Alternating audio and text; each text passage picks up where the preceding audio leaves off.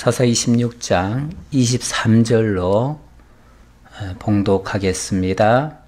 블레셋 사람의 방백들이 이르되 우리의 신이 우리의 원수 삼손을 우리 손에 넘겨주었다 하고 다 모여 그들의 신 다곤에게 큰 제사를 드리고 즐거워하고 백성들도 삼손을 보았으므로 이르되 우리의 땅을 망쳐놓고 우리의 많은 사람을 죽인 원수를 우리의 신이 우리 손에 넘겨주었다 하고 자기들의 신을 찬양하며 그들의 마음이 즐거울 때 이르되 삼손을 불러다가 우리를 위하여 제주를 부리게 하자 하고 옥에서 삼손을 불러내매 삼손이 그들을 위하여 제주를 부리니라.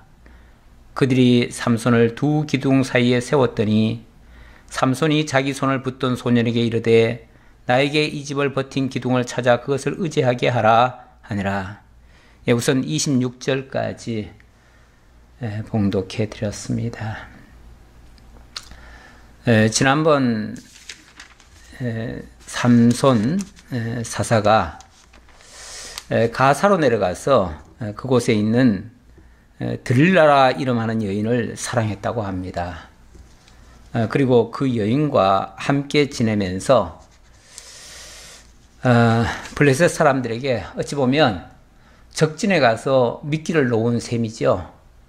적진 한 복판에 들어가서 날 잡을 테면 잡아라 하는 식으로 그렇게 들어갔죠. 들어갔는데 몇 번에 걸쳐서 이 드릴라를 이용해서 삼손을 잡으려고 했는데 번번이 실패했습니다. 그래서 드릴라에게 은 1,100개씩 한 번 할 적마다 은 1,100개씩을 주겠다라고 제안을 하면서 어떻게 해서든지 삼손의 약점을 찾아내려고 힘을 쏟았습니다. 근데 결과는 신통치 않았죠. 삼손이 말해준 거는 다 사실이 아니었어요. 그래서 드릴라가 나중에는 굉장히 짜증 섞인 그런 표현으로 당신이 나를 사랑하는 것이 아니다. 당신 나를 사랑한다면 어떻게 이렇게 나를 속일 수가 있느냐라고 하면서 진실을 토로할 것을 요구했죠. 결국은 삼손이 진실을 토로했다고 합니다. 그런데 그 대가는 굉장히 참혹했죠. 그 진실을 토로하면서 자신은 나실인이라는 사실을 밝혔고요. 그리고 나실인이기 때문에 머리를 밀면 안 되는데 내 머리를 만약에 민다면 그때는 힘을 다 잃어버릴 수밖에 없다라는 진실을 토했죠. 그 결과는 곧바로 블레셋 당국에 보고가 되었고 블레셋 당국에 의해서 힘을 잃어버린 이 삼손이 결국은 체포가 됐죠. 체포됐는데 지난주 마지막 끝에 보니까 여호와께서 이미 자기를 떠나신 줄을 깨닫지 못하였더라. 20절 하반절이죠. 여호와께서 자기를 떠났다라고 했고요. 그 다음 블레셋 사람들이 그를 붙잡아 그의 눈을 빼고 끌고 가사로 내려가 돛줄로 매고 그에게 옥에서 맷돌을 돌리게 하였다. 아주 비참해진 그러한 광경을 소개했습니다. 그런데 이거는 이제 절망 같은 상황이죠.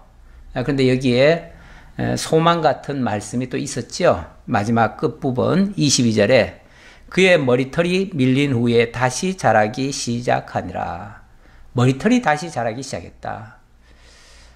머리털이 밀렸을 때는 틀림없이 힘을 잃어버리고 하나님의 나실인으로서의 그런 자격이 마치 박탈된 것처럼 그런 모습을 띄었습니다. 그러나 다시 밀린 머리털은 다시 자라나기 시작했고요. 다시 자란다고 하는 것은 다시 소망이 있다는 뜻이기도 하죠. 그리고 우리가 잊지 말아야 될 것이 있습니다. 분명히 이 본문을 읽으면서 이 줄거리를 우리가 마치 이야기처럼 들으면서 여기서 한 가지 놓쳐서는 안 될 내용이 하나 있어요. 그것은 이 삼손은 그냥 평범한 우리 이웃의 어떤 아저씨 뻘이 아니다. 우리 평범한 어떤 사람의 이야기가 아니다. 이 사람은 누구라고 그랬습니까?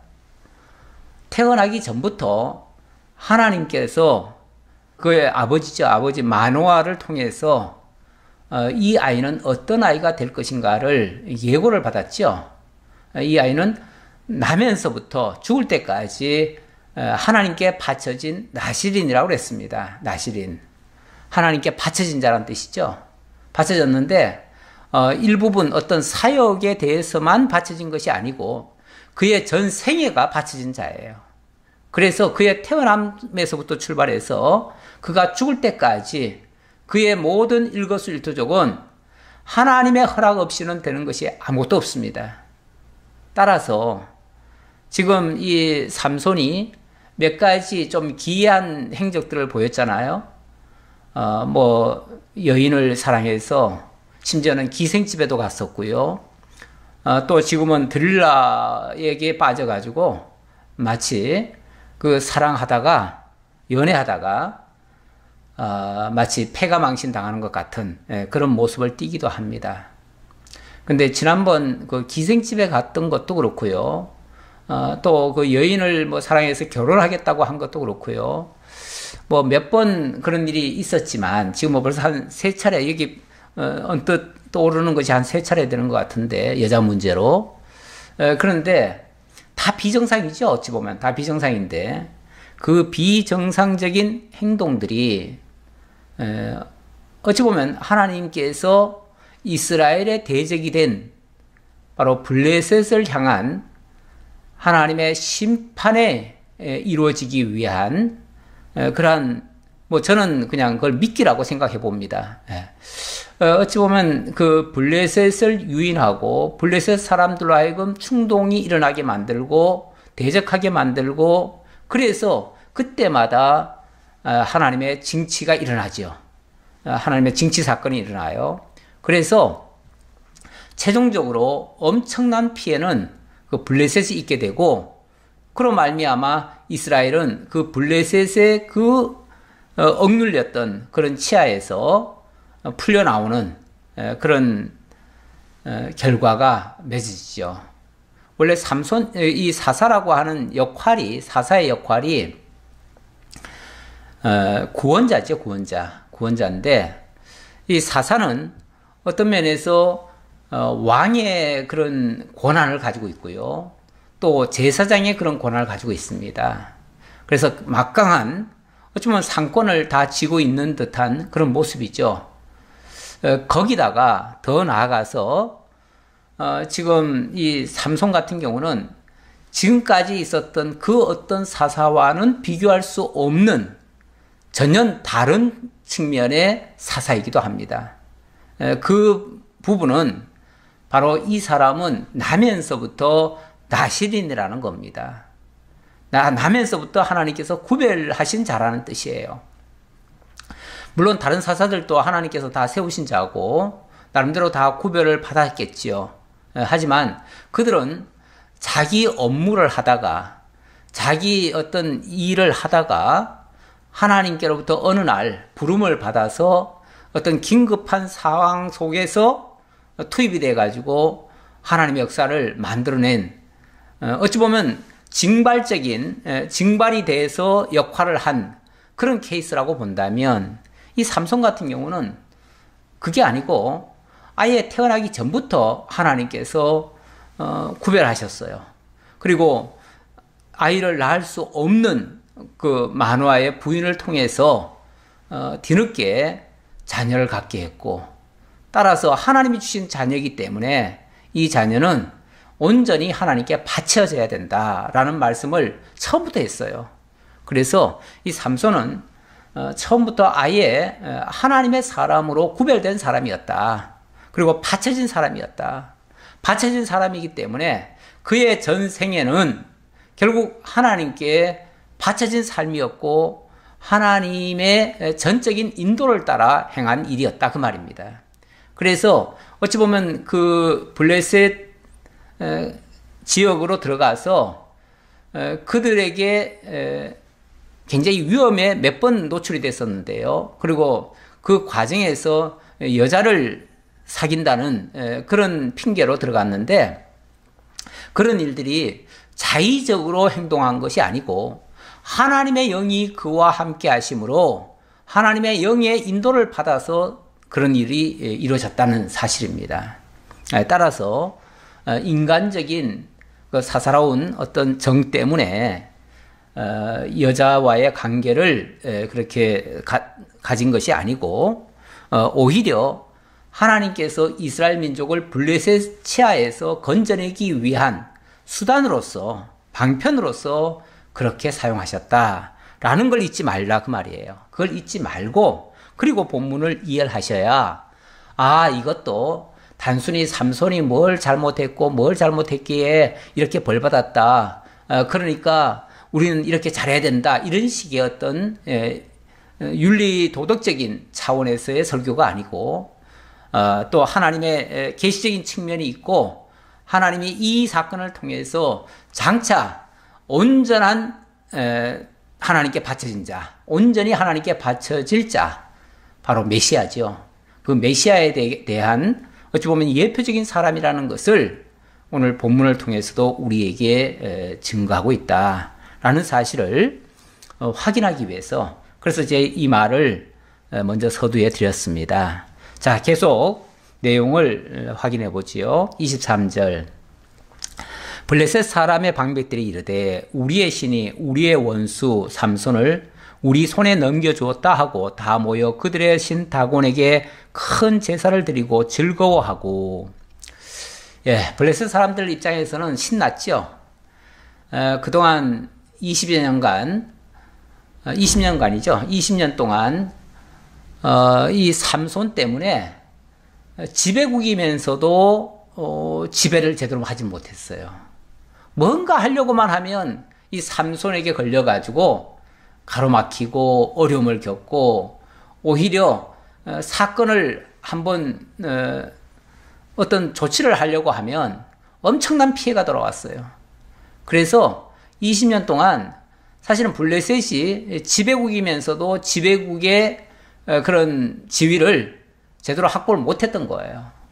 삼손 때문에, 삼손이 겁이 나서 쉽게 말하면 삼손 때문에도 그들을 갈구지를 못했던 거예요.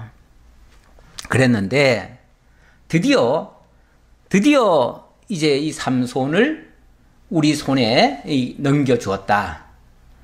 그러니까 그들 입장에서 봤을 때는 누가 넘겨줬겠느냐, 뭐 하나님이 넘겨줬다고 생각하지는 않을 테고요. 당연히 자기들이 믿는 신, 그 다곤 신에게 감사를 돌리는 거죠. 그러니까 다곤 신의 은혜라고 생각하는 거죠. 원래 그 블레셋의 그 신은요, 나중에 보면은 그 사무엘 때 이 블레셋에 갔던 하나님의 괴를 다시 가져오게 될 때 그때 블레셋에서 5가지의 그 예물을 거기다 같이 담아서 보냅니다. 근데 그 5가지 예물이 뭐냐면은 뭐 금, 독종, 뭐 또 뭐 몇 가지 짐승 모양이에요. 짐승 모양 그런 것들이 있는데 이들은 그런 짐승 같은 신을 쉽게 말하면 섬기는 거예요. 참 하나님 알지 못하는 사람들은 하나님께서 인간을 만물의 영장으로 하나님의 형상대로 지어가지고 하나님의 성품을 담도록 하나님을 바라보도록 그렇게 만들어 놨는데 거기서 타락하고 보니까 하나님을 알지 못해요. 잊어버리니까 그 다음에 자기들이 지배해야 될 그 짐승들을 자기들의 신처럼 떠받들어요. 참 얼마나 미련하고 어리석은지 몰라요. 자기네들이 지배하고 자기네들이 다스려야 될 존재를 오히려 자기네들 위에다 올려놓고 떠받들고 그들에게 복을 달라 하고 그들이 뭐 잘된 일은 전부 다 그들이 준 것처럼 이렇게 이해하는 이 어리석은 이방인들의 모습 오늘 본문에서도 볼 수 있습니다. 자, 사실 이것도 뭐 어찌 보면 하나님께서 지금 삼손을 거기다 넘겨준 거 아니에요? 넘겨준 거예요. 어찌 보면 작전상 후퇴라고도 볼 수 있어요. 완전히 넘겨준 것도 아니고 일단은 넘겨준 거예요. 일단 넘겨줬는데 마치 자기네들은 그게 큰 전공을 올린 것처럼. 근데 가만히 생각해 봐도 자기네들이 직접 뭐 한 거는 별로 없어요. 별로 한 건 없는데 어쨌든 이런 큰 전과를 올렸으니까 이거는 자기네들이 잘해서가 아니라 자기네들의 신, 바로 다곤이 이렇게 도와주어서 우리가 승리하게 됐다. 그러니 이 영광을 우리 신 다곤에게 돌려야 되겠다 해가지고 그들이 다곤에게 큰 제사를 드리면서 즐거워했다고 합니다. 뿐만 아니라 백성들도 삼손을 보았으므로 이르되 우리의 땅을 망쳐놓고 우리의 많은 사람을 죽인 원수를 우리의 신이 우리 손에 넘겨주었다 하고 자기들의 신을 찬양하며. 백성들도 똑같더라 그 말이죠. 원래 뭐 백성의 수준이라고 하는 것은 그 나라의 방백들의 수준과 같아요. 예. 지금 우리 민주주의 국가에서도 그런 말을 하지요. 예. 이 국민은 자기들 수준의 이상의 방백들을 세울 수가 없다고요. 자기들 수준에서 사람들을 평가하고 인정하고 세우고 하기 때문에 자기들에게 잘 맞는 사람 세우잖아요. 자기들 좋은 사람 세우잖아요. 그러니까 세워진 사람은 나중에 딴 사람들이 봤을 때는 뭐 독재를 했다, 뭐 아주 잔인무도하다, 뭐 악하다, 또는 또 선하다 이런 말들을 하는데 사실은 그 나라 국민들의 수준이에요. 그게 그 수준에 맞춰서 세운 거예요. 그러니까 지금 여기 방백들의 수준과 백성들의 수준이 같더라 그 말이에요. 거의 생각이 같아요. 뭐 일반인들 대부분 다 비슷하지요. 비슷하기는. 예. 자, 그런데 25절 그들의 마음이 즐거울 때 이르되 삼손을 불러다가 우리를 위하여 제주를 부리게 하자 하고 옥에서 삼손을 불러내매 삼손이 그들을 위하여 제주를 부리니라. 그런데 사람들이 좀 잔인하지요. 원래 그 적을 전쟁 중에 적을 생포를 한다든지 잡으면요, 아무리 적이지만 적을 함부로 죽여서는 안 됩니다. 뿐만 아니라 그 적을 또 괴롭혀도 안 됩니다. 이게 어찌 보면 국제 간에 세워놓은 하나의 최소한의 법이에요. 전쟁 시 포로에게 해야 될 그런 법. 그러니까 포로라고 해서 함부로 죽여서도 안 되고 그들을 희롱해도 안 돼요. 모욕적으로 대해도 안 돼요. 만약에 그런 걸 한다고 하면 국제법상으로 그건 크게 잘못된 걸로 인식이 되어지고요. 그거는 국제적으로 공분을 일으켜요. 심하면은 그런 나라는 국제적으로 힘을 길러가지고 그들을 칠 수도 있어요. 자, 그런데 지금 삼손을 불러다가 제주를 부리게 하자. 완전히 제주를 부리게 하고, 뭐 제주라는 게 뭐 딴 거겠어요. 삼손이 그동안 힘썼던 부분이 있는데 그 사실 지금은 힘을 못 쓰죠. 근데 힘쓸 수 있는 자가 힘을 못 쓰는 것도 사람들이 보기에는 그것도 재미있을 거예요, 아마. 사람들이 늘 잘하는 것만 신나는 게 아니고요. 잘하는 사람이 못하는 것도 신나는 거예요. 또 못하던 사람이 잘하는 것도 신나고요. 어쨌든 특이하게 하는 모습, 생각들 이상으로 반전을 일으키는 모습들, 그런 것들은 다 재미의 요소가 될 수는 있지요. 이건 일종의 희롱이라고 말할 수 있죠. 조롱하고 희롱하고. 바로 삼손이 그 대적들 앞에서 엄청난 조롱을 당했다 그 얘기예요. 자, 그런데 여기서 끝은 아니죠. 끝은 아니에요. 우리 하나님께서 이렇게 힘없이 맥없이 삼손을, 하나님이 구별해 놓은 그런 삼손을 대적에게 넘겨주고 그대로 망하게 할 리는 만무합니다. 그렇다면 하나님의 계획이 있을 텐데 하나님은 어떤 역사를 만들어 내시려고 이렇게 굴욕을 당하게 하시는가. 자, 그들이 삼손을 두 기둥 사이에 세웠더니 삼손이 자기 손을 든 소년에게 이르되 나에게 이 집을 버틴 기둥을 찾아 그것을 의지하게 하라 하니라. 뭐 안 그래도 이 지금 조롱을 하려면은 모든 사람이 보는 한 가운데 있어야죠. 한 가운데 있어야 되는데 지금 여기 이 집은 뭐 이런 식으로 표현하는데요. 이 집을 뭐 버틴 사람, 뭐 이 집을 버틴 기둥 뭐 이런 식으로 표현하는데 여기서 이 집이라고 하는 거는 그냥 단순한 한 집이 아니고요. 여기는 나중에 보니까 한 3,000명 가량이 들어갈 수 있는 굉장히 큰 집이에요. 굉장히 큰 집이고 이런 집은 사실 이 민가에는 별로 없어요. 여기는 방백들이 모여서 쉽게 말하면 크게 연회를 베풀든지 아주 막 그렇게 하는 그런 곳이에요.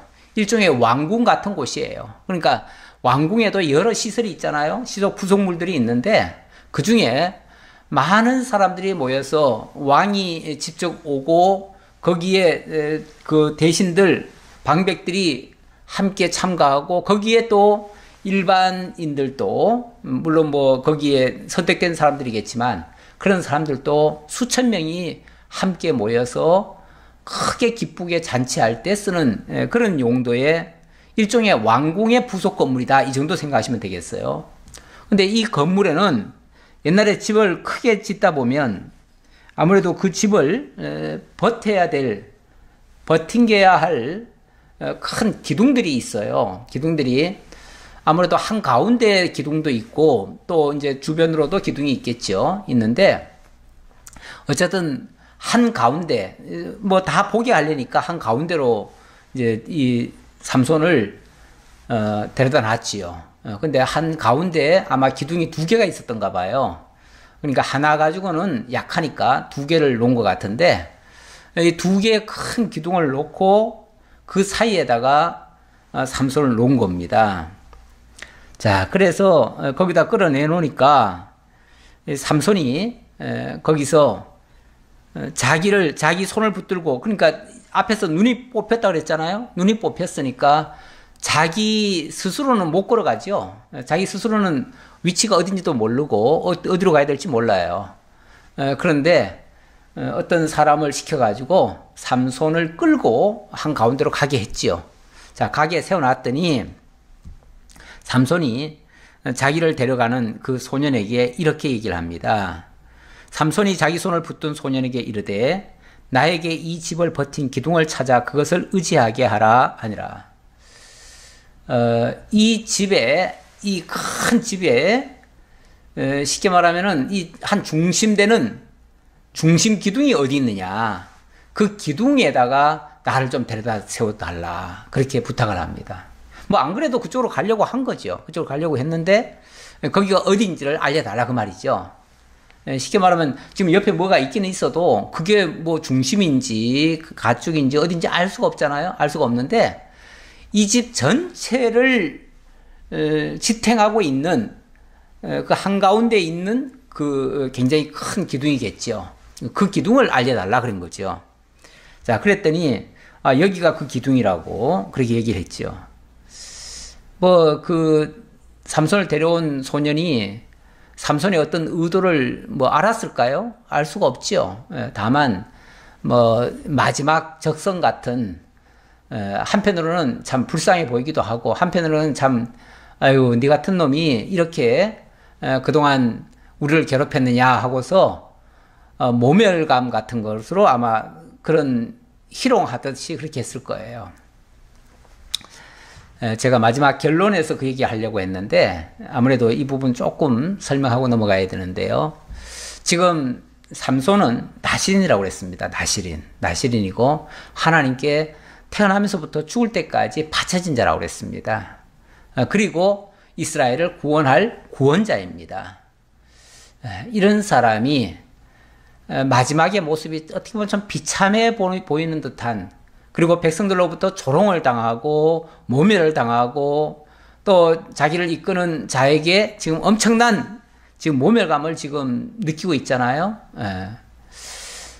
우리 주 예수 그리스도, 아무래도 이 삼손은 지금 나실인이기 때문에, 그리고 원래 태어날 때부터 그 이름을 묻고 이 사실을 알려준 그 천사의 이름을 모르니까 당신 누굽니까 하니까 나는 기묘자다 뭐 하면서 이렇게 얘기한 적이 있죠.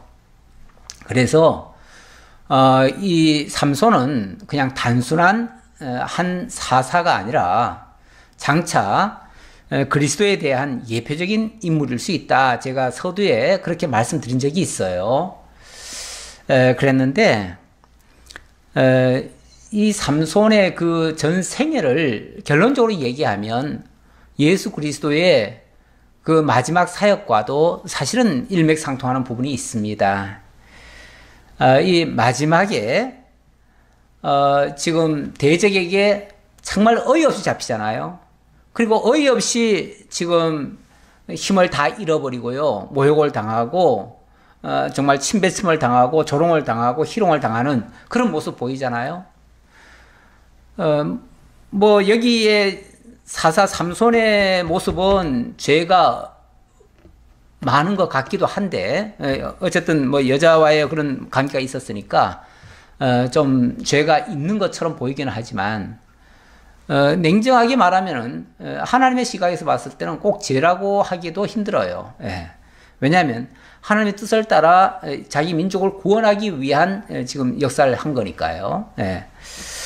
우리 주 예수 그리스도께서 자기 백성을 구원하기 위해서 어찌 보면 원수들에게 스스로 잡혀 들어간 거예요. 뭐 예수님이 피하려면 얼마든지 피할 수 있었죠. 그런데 그 자기가 사랑하던 그 애제자 중에 그 유다가 있었잖아요. 유다 보고 나와 같이 떡을 떼는 자가 나를 팔리라. 그거 뻔히 알잖아요. 뻔히 알면서 어떻게 합니까?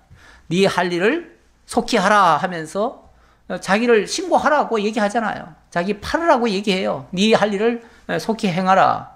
그리고도 도망가셔도 되지만 예수님 도망 안 갔어요. 그래서 그 유다가 데리고 온 그 군사에 의해서 그 기도하시다가 붙잡혀 가잖아요. 붙잡혀 가서 정말 온 몸이 피투성이가 되도록 두들겨 맞고, 그리고 흉포를 입고 머리에 가시관을 쓰고, 그리고 그 군병들에 의해서 이끌려서 어디 갑니까? 겟세마네 동산 십자가에 못 박히시죠. 그때 다 끝난 줄 알았어요. 그렇게 조롱을 당하고 옷도 다 찢겨져 가지고 나뉘어지고 뭐 정말 알몸이 되고 다 모든 걸 다 잃어버렸죠. 그가 가지고 있던 모든 걸 몽땅 다 잃어버렸습니다. 그걸로 끝나는 줄 알고 대적들은 환호를 했죠. 뭐 십자가 밑에서 얼마나 조롱을 했습니까? 네가 하나님의 선지자냐, 하나님의 아들이냐, 그렇다면은 당장 십자가에서 내려와 봐라 하고서 얼마나 조롱을 했어요. 그러나 그 모든 것을 다 무릅쓰고 그리고 십자가에 지셨는데 결과는 어떻게 됐죠? 그 십자가가 오히려 수많은 영혼들을 죄와 사망 가운데서 건져내시는 그 역사를 만들어내셨어요. 그때 그 단 한 번의 사건, 그 단 한 번의 역사가 예수 그리스도께서 수년간 갈릴리와 온 유대를 다니시면서 행한 일보다 사실 더 큰 일을 하신 거죠. 그 마지막 결정타가 가장 큰 구원의 역사를 만들어내죠. 지금 어찌 보면 예표적으로 보면 이것도 모형과 그림자적으로 보면 이것도 같은 의미다 그런 얘기예요. 그래서 제가 서로 연계해서 보시라고 제가 이걸 설명을 또 덧붙여 드렸습니다. 27절입니다. 그 집에는 남녀가 가득하니 블레셋 모든 방백들도 거기에 있고 지붕에 있는 남녀도 3,000명 가량이라 다 삼손이 제주 부리는 것을 보더라. 엄청난 지금 조롱을 당하는 거예요. 수천 명의 그 백성들까지 보는 앞에서 방백들은 아무래도 1층에 있었을 테고요. 이게 이제 한 가운데 기둥이 아주 전체 집을 다 덮고 있는가 봐요. 그리고 그것이 층은 2층까지 되어 있고 일반 수천 명의 사람들은 2층에 가 있고요. 이 방백들은 아마 1층에서 그렇게 있었던 것 같아요. 자, 이때 28절 삼손이 여호와께 부르짖어 이르되 주 여호와여 구하옵나니 나를 생각하옵소서. 하나님이여 구하옵나니 이번만 나를 강하게 하사 나의 두 눈을 뺀 블레셋 사람에게 원수를 단번에 갖게 하옵소서 하고, 삼손의 마지막 기도지요. 정말 울부짖는 피를 토하는 그런 기도죠. 하나님이여 구하옵나니 이번만 나를 강하게 하사 저 원수를 단번에 갖게 하옵소서. 이제 두 번의 기회는 없습니다. 단 한 번, 마지막 남은 이 한 번의 기회, 다른 데 쓰겠다는 게 아니고 나 살려주옵소서가 아니고 저 원수 갚는 일에 내 이 몸이 다 바쳐지기를 원하나이다 그 말이죠. 내 이 몸이 죽어짐으로 저 원수를 단번에 다 끝장내게 하옵소서 그 말이죠. 그러니까 삼손의 마지막 이 절규 같은 기도, 우리 예수님께서도 겟세마네 기도가 정말 절규하는 듯한 기도지요. 그 기도 그 자체 문자적으로만 우리가 이해하면요, 예수님 뭐라고 그러십니까? 하나님이여 하나님이여 어찌하여 나를 버리셨나이까? 엘리 엘리 라마 사박다니. 하나님이여 하나님이여 어찌하여 나를 버리셨나이까? 그 자체만 보면은 하나님이 자기를 버렸다라고 생각하죠. 마지막 기도에도 그 말이죠. 예. 조금 전에 제가 겟세마네 기도 얘기했고, 엘리리 라마 사막다리는 마지막 기도였죠. 십자가 상에서의 기도. 어찌하여 나를 버리셨나이까? 이거는 어찌 보면 나를 그냥 잘못 들으면요, 하나님이 예수를 버렸구나. 그렇죠. 지금 삼손도 어찌 보면 지금 하나님께서 버린 것 같지 않아요? 버렸죠. 이 순간만큼은 버린 것 같죠. 버렸으니까 이렇게 조롱을 당하고 두 눈이 뽑히고 비참해졌죠. 하지만 하나님은 버리신 걸로 끝을 내신 게 아니라 버리시고 다시 버리심으로, 온전히 버리심으로 구원의 역사를 만들어내신 거죠. 그렇게 하신 것처럼 우리 주 예수 그리스도도 십자가에 못 박혀 죽으셨잖아요. 죽으심으로 끝장나고 버려진 것이 아니라 그걸로 말미암아 모든 죄와 사망 가운데 죽었던 자기 백성들을 한꺼번에 다 취해내시는, 건져내시는 그런 역사를 하셨잖아요. 바로 그렇게 될 것을 가리키는 말씀이다 그 얘기예요. 삼손이 집을 버틴 두 기둥 가운데 하나는 왼손으로 하나는 오른손으로 껴 의지하고, 삼손이 이르되 블레셋 사람과 함께 죽기를 원하노라 하고, 그러니까 한가운데 아마 기둥이 두 개 있었다고 했고요. 그 두 기둥에 전체 다 끌어안을 수는 없지만은 그거를 한 손은 왼쪽, 한 손은 오른쪽 이렇게 해가지고 그 기둥에다가 손을 댄 거죠. 이렇게 대고 한꺼번에 힘을 팍 준 거죠. 자, 그때 삼손이 외친 말이 뭐냐면 블레셋 사람과 함께 죽기를 원하노라 하고 힘을 다하여 몸을 굽히매 그 집이 곧 무너져 그 안에 있는 모든 방백들과 온 백성에게 덮이니 삼손이 죽을 때 죽인 자가 살았을 때 죽인 자보다 더욱 많았더라. 마지막 그 한순간에 힘을 쓴 것, 그것이 그때까지는 힘을 못 썼죠. 사실은 머리가 털이 밀리운 다음에 힘을 못 썼는데 하나님이 다시 자라게 하셨습니다. 그리고 정말 정확하게 이 타이밍에 힘이 돌아오게 만들었어요. 뭐 힘이 돌아온다는 게 힘 자체가 나갔다가 들어오는 게 아니고, 하나님이 함께 하시면 힘이 있는 거고 하나님이 함께 하지 않으면 없는 거죠. 그러니까 지난번에는 하나님이 떠나셨다 그랬잖아요. 하나님 떠나시고 나니까 힘이 전혀 없는 그야말로 보통 사람이 돼버린 거죠. 보통 사람. 그런데 하나님이 함께 하시니까, 하나님의 영이 역사하니까 이번에는 못할 일이 없는 거죠. 정말 3,000명이나 들어갈 수 있는 정말 운동장 같은 그런 어마어마한 시설물도 한순간에 무너뜨릴 수 있는 이런 역사가 일어났죠. 바로 삼손의 이 일은 삼손이 일평생, 그러니까 지금 20년 차인데요. 물론 태어났을 때부터는 더 오래됐겠죠. 더 오래됐을 테고 사사 역할을 한 때로부터는 20년 차다 그 말인데, 뭐 태어나서 지금 나이가 정확히는 몇 살인지 모르지만은 예를 들어서 한 20년간 그냥 자연인으로 살고 또 한 20년간 사사로 일을 했다고 치면 약 한 40년간 지금까지 살아왔을 텐데 40년간 살아오면서 한 그 많은 일, 그 수많은 일보다 마지막 순간에 한 번 힘쓴 일이 더 많았다. 더 큰 역사가 일어났다. 그렇죠. 이걸 통해서 블레셋 사람들, 어찌 보면 거기 온 사람들이 다 대표적인 사람들이죠. 이 블레셋을 대표하는 모든 방백, 뭐 왕부터 시작해가지고 모든 그 국민의 대표들 다 온 거 아니겠어요? 쉽게 말하면 지금으로 말하면 뭐 산부 요인들과 뭐 국회와 모든 장 차관들과 이런 사람들이 다 온 거예요. 근데 그 모든 사람들을 한순간에 다 진멸시켜 버렸어요. 그 모든 대적의 원수들, 힘 있는 자들, 그들을 정말 무기력하게 그 삼손, 아무것도 이제 없다, 다 잃었다, 다 끝났다라고 할 그때에 그들이 오히려 진멸을 당했죠.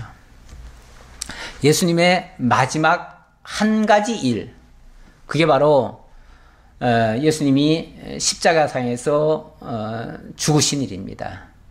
십자가에서 죽었을 그때만 해도 사람들은 이제 예수는 끝났다. 심지어 예수님의 제자들마저도 이제 우리 스승은 끝났다.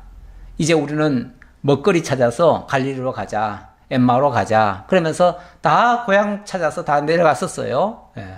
그랬는데 그때 하나님의 역사는 모든 정말 죽었던 영혼들을 살리는 그런 역사가 일어났어요. 예수님이 무덤에 들어가시고 그 음부에까지 내려가셨다, 이렇게도 번역이 된 부분도 있는데, 그렇게 되어졌던 그 음부 깊숙한 곳에 정말 사망 가운데 있던 자들까지 건져내시는 이런 역사를 하셨다, 그 얘기예요.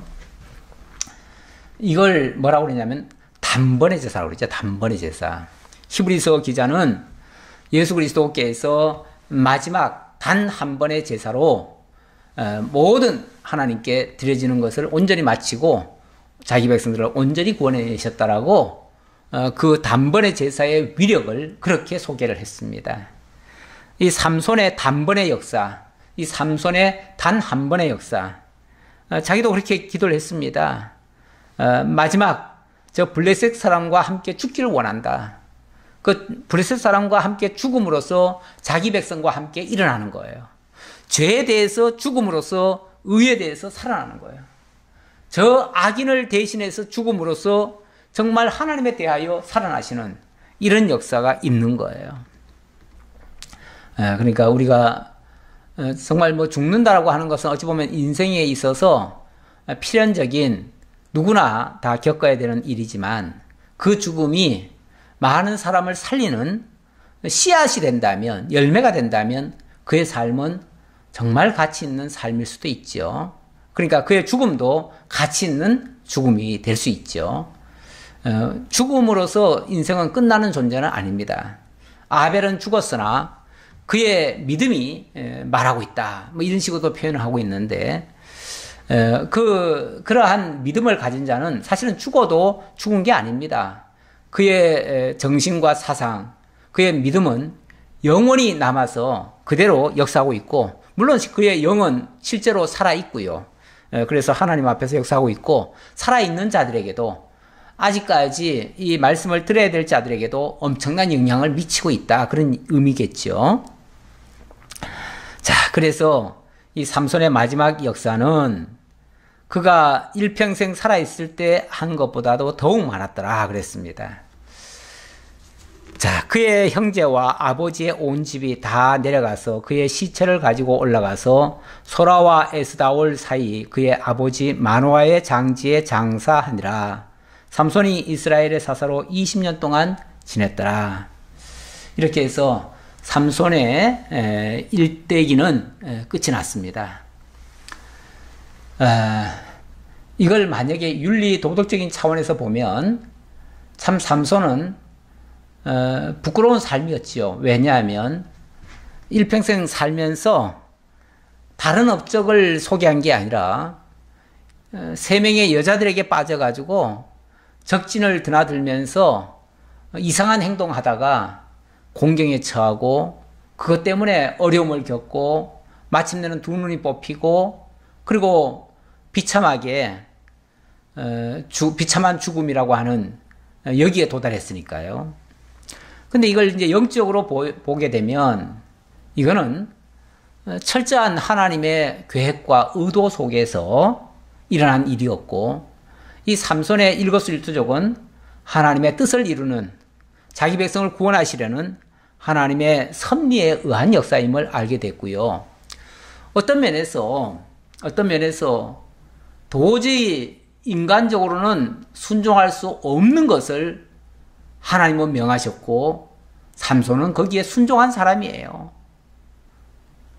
가끔 보면 그 선지자들 중에서도 하나님이 이해할 수 없는 명령을 하실 때가 있어요.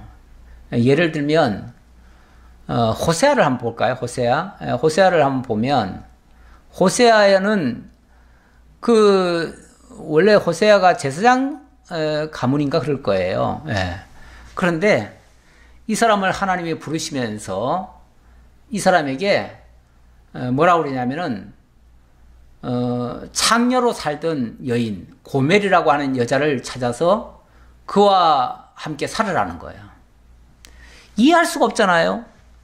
아니 원래 율법에 의하면 제사장은 원래 재혼한 사람과도 결혼하면 안 돼요. 당연히 처녀여야 되고요. 정말 깨끗지 않은 사람이라면 상대도 해서 안 돼요. 그런데 몸을 팔던 그런 창녀에게 가서 결혼을 하라니요. 그것도 그냥 창녀가 아니고 또 아주 지저분해요. 결혼 생활도 했던 사람이에요. 근데 결혼 생활을 했다가 도망쳐 나오고 이런 사람이에요. 그런 사람을 데려다가 결혼하래요. 거기다가 또 가거는 또 묻지 말래요. 그래서 정말 순종하는 마음에서 결혼을 했습니다. 했는데 어떻게 됩니까? 애 하나 낳고는 옛날 버릇 못 고친다고 또 도망가 버렸어요. 그래서 아유 저런 여자 이제 도망갔으니까 다시는 안 보낸다 하고 생각하고 있는데 하나님이 뭐라고 그러냐면 값을 주고 사오래요. 이미 딴 데 도망가가지고 딴 남자의 여자가 돼버렸어요. 그런데 그 사람에게 가서 돈을 주고 사오래요. 아니 그냥 간 것도 고약한데 돈까지 줘가면서 그 여자를 사오래니 어떻게 이럴 수가 있어요. 그런데 호세아는 그걸 묵묵히 다 순종하잖아요. 왜 순종합니까? 그게 하나님이 뭔가를 가르쳐주기 위한 계시적인 목적이 있기 때문에 그렇게 하라는 거였어요. 나중에 알고 보니까 이스라엘 민족이 이와 같다는 거예요. 이스라엘 민족이 이와 같이 악하다는 거예요. 마치 창기와 같다는 거예요. 하나님이 사랑해 주었는데 자꾸만 딴 남자 쳐다보듯이 외간 남자 보듯이 자꾸 다른 신만 찾고 이방을 찾고 다른 데다가 마음을 주고 있다는 거예요. 그래서 하나님이 이스라엘 민족을 창기처럼 여긴 거예요. 창기라고 실제로 그렇게 얘기를 했어요. 그러면서도 비록 창기 노릇을 했지만 그러나 그렇다고 해서 버릴 수 없잖아요. 창기라고 해서 그래도 자기 백성인데 그냥 버릴 수 없잖아요. 그러니까 돈을 주고라도 값을 주고라도 대가를 지불하고라도 사오라는 거예요. 자기 백성을 위해서 어찌 보면 악에게 팔려간 자를 돈을 주고 사오래요. 예. 어찌 보면 악한 데다가 돈을 쓰라는 거 아니에요. 예. 그런 짓은 정말 하기 싫죠. 윤리도덕적으로는 도저히 있을 수 없는 일이죠. 그런데 하나님이 그렇게 하래요. 죄에 대해서 값을 지불하래요. 그래서 그 지불하고 사온 거 아니에요? 그리고 끝까지 사랑하래요. 그리고 용서하래요. 또 잘못해도 또 용서하래요. 그게 하나님의 뜻이었어요. 어찌 보면 삼손이 하는 일도 계시적인 차원에서 비슷한 모습이에요. 도저히 용납할 수 없는 하나님의 주문이에요. 그런데 삼손은 그걸 기꺼이 자기 몸으로 다 받아들여요. 그리고 온갖 조롱을 다 받아요. 끝내는 자기가 죽어가요. 그런데 이러한 그 이상한 것 행동과 그런 어떤 그 값을 지불하고 한 모든 일들이 결국 이스라엘을 구원하는 역사였어요. 자기 백성을 건지시려는 하나님의 아름다운 자기 백성을 향한 사랑의 모습이었어요. 그래서 하나님의 그 사랑의 최절정은 예수 그리스도가 죄인을 위하여 죽어주신 거 아니에요? 네. 죄인을 위하여 죽어주신 거. 죄인을 위해서 죽어주려니까 그 모습이 정말 비참하고 조롱받을 만한 그런 모습이었죠. 심지어는 그 죄에 같이 가담하는 것 같기도 하고요. 그래서 예수님이 이 땅에 오셨을 때에 그 의롭다, 스스로 의롭다 자처하던 그 바리새인과 서기관들과 제사장들과 그 고관 대작들하고 같이 노신 게 아니고요. 오히려 세리와 죄인들과 함께 같이 음식을 먹고 그들과 함께 지냈어요. 그리고 나병 환자나 뭐 온갖 추접한 그런 모습의 사람들과 같이 지냈어요. 그런 모습도 그래서 오죽하면은 그 잘난 사람들이 예수님을 조롱했잖아요. 뭐라고 했습니까? 너희 선생은 죄인과 그 세리와 죄인들의 친구로다. 그러면서 비난했잖아요. 그리고 뭐 그들과 함께 뭐 포도주를 먹으니까 물론 뭐 지금의 포도주와는 다른 성격이지만 먹으니까 너희 선생은 포도주를 즐기고 뭐 한다 그러면서 얼마나 조롱을 했습니까? 쉽게 말하면 그런 행동들이 저 스스로 의롭다고 생각하는 사람들 눈에는 다 죄인처럼 보이는 거예요. 다 안 좋게 보이는 거예요. 지금 이 삼손의 이 행동들도 사람 눈에 따라서는 다 안 좋게 보일 수 있어요. 그런데 그것이 결국은 자기 민족을 구원하기 위한 수단과 방편이었고 결과는 하나님께서 합력하여 선을 이루시는 그런 결론이 맺어졌습니다. 우리 하나님 하시는 일, 그래서 사람이 함부로 측량해서는 안 됩니다. 함부로 평가해서는 안 됩니다. 깊도다 하나님의 지혜와 지식에 부요하며 기도하겠습니다. 아버지 하나님 감사합니다. 우리 하나님 하시는 일, 인간의 생각과 이성으로는 쉽게 납득이 안 되고 판단이 안 될 때도 있습니다. 그러나 하나님께서는 악한 자를 건지기 위해서, 죄인들을 구원하기 위해서, 죽은 자를 살리기 위해서 하나님의 독생자 예수 그리스도를 음부에까지 내려보내시고 죄인을 위해 죽어주시고 그런 근본 죄가 없었으나 죄인의 모습으로 십자가의 저주까지 당하셨습니다. 오늘 배운 삼손의 모습도 일평생을 돌이켜볼 때 하나님의 뜻을 이루는 삶이었습니다. 그가 비록 세상 사람들이 보기에는 이상한 행동을 했고 죄인들 모습을 띄었고 여러 가지 안 좋은 모습도 때로는 보였습니다. 그러나 그 모든 일을 통해서 결국 하나님의 구원을 이뤄내기 위한 그러한 하나님의 특별한 지혜의 섭리였음을 다시 한번 깨닫고 감사를 드립니다. 오늘 우리들 삶의 주변에서도 우리가 이해하지 못할 일들이 많이 일어나고 있습니다. 그러나 그 모든 것 하나님은 합력해서 하나님의 백성들을 정말 진리의 길로, 의의 길로, 하나님의 뜻을 따르는 길로 인도해 주실 줄 믿습니다. 그 믿음 가지고 오늘도 승리하며 살아가는 저희 모두가 되도록 인도해 주옵소서. 함께 현장 예배는 참여하지 못하지만 온라인을 통해서 예배에 동참하고 있는 우리 성민호교회 모든 성도들 위해, 그 가정 위에 주님의 평강이 함께 하시옵소서. 모든 것 감사드리옵고 예수님의 이름으로 기도하옵나이다. 아멘.